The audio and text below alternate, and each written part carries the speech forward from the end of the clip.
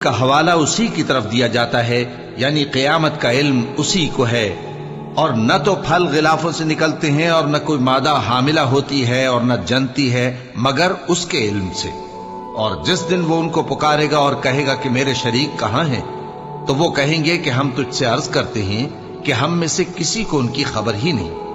اور جن کو پہلے وہ اللہ کے سوا پکارا کرتے تھے سب ان سے گم ہو جائیں گے، اور وہ یقین کر لیں گے کہ ان کے لیے کوئی راہ فرار نہیں۔ انسان بھلائی کی دعائیں کرتا کرتا تو تھکتا نہیں، اور اگر اس کو تکلیف پہنچ جاتی ہے تو نا امید ہو جاتا ہے، آس توڑ بیٹھتا ہے،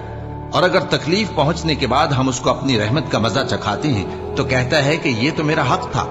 اور میں نہیں خیال کرتا کہ قیامت برپا ہو۔ اور اگر قیامت سچ مچ ہو بھی اور میں اپنے پروردگار کی طرف لوٹایا بھی جاؤں تو میرے لیے اس کے ہاں بھی خوشحالی ہوگی۔ پس کافر جو کچھ کیا کرتا